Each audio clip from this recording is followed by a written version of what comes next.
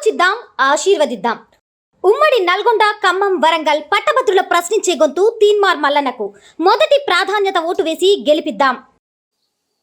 ఈ నెల 27వ తారీఖున జరుగుతున్నటువంటి ఉప ఎన్నిక ఎమ్మెల్సీ ఉప ఎన్నికల్లో ఓటరు ఈ దఫా ఏ పార్టీ అభ్యర్థికి మద్దతు ప్రకటిస్తారో తెలుసుకునే ఉపాయం చేద్దాం. మనం ఇప్పుడు సూర్యాపేట జిల్లా హుజూర్నగర్ నియోజకవర్గం పాలకీడు మండల కేంద్రంలో ఉన్నాం. మన దగ్గర విద్యావేత్త ఉన్నారు, వారి మాట తెలుసుకుందాం. అన్న నమస్తే అన్న.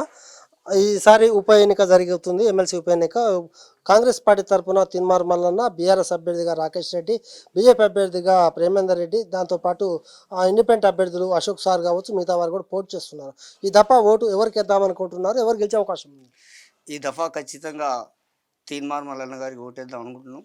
ఎందుకంటే గత ఎన్నికల్లో పోటీ చేసి సెకండ్ ప్లేస్కి వచ్చాడు. ఇప్పుడున్నటువంటి రాజకీయ పరిస్థితుల్లో బీఆర్ఎస్ పార్టీ ప్రజల నుంచి కానీ, ఉద్యోగస్తుల నుంచి కానీ, తర్వాత నిరుద్యోగుల నుంచి కానీ తీవ్ర వ్యతిరేకత ఉన్నది. ఉద్యోగ కల్పన జరపలేదు, నిరుద్యోగ భృతి లేదు. అందుకనే పోయినటువంటి ఎన్నికల్లో బుద్ధి చెప్పారు. ఈ ఎన్నికల్లో కూడా కాంగ్రెస్ కొన్ని హామీలు ఇచ్చింది. ఆ హామీల ప్రకారం అమలు చేసిన ఒక విశ్వాసం ఉంది.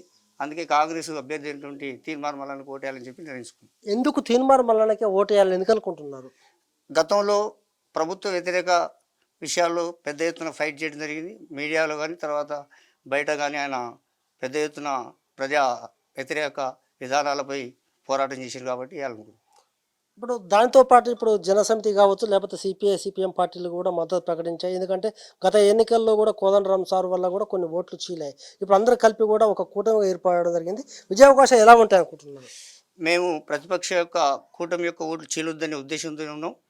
ఒక విద్యావేత్తగా, అదేవిధంగా సిపిఎం సిపిఐ ఇతర విపక్ష పార్టీలన్నీ కూడా ఏకమై మల్లన్న బలపరుస్తున్నాయి కాబట్టి ఖచ్చితంగా ఎన్నికల్లో మల్లన్న గెలుస్తారని చెప్పి భావిస్తున్నాం. ఓకే, ఇక్కడ మన పాలకీడులో చూసాము. ఖచ్చితంగా ఇక్కడ ఉన్నటువంటి ఓటర్లు ఏమంటున్నారంటే ఈసారి తీన్మార్ మల్లన్నకు ఎదురు లేదు, ఖచ్చితంగా గెలుస్తాడు. ఎందుకంటే ప్రశ్నించే గొంతుక అసెంబ్లీలో ఉండాలి, శాసన మండలిలో ఉండాలి. శాసన మండలిలో ఉంటే నిరుద్యోగులందరికీ కూడా న్యాయం దొరుకుతుందని వారు కోరుతున్నారు.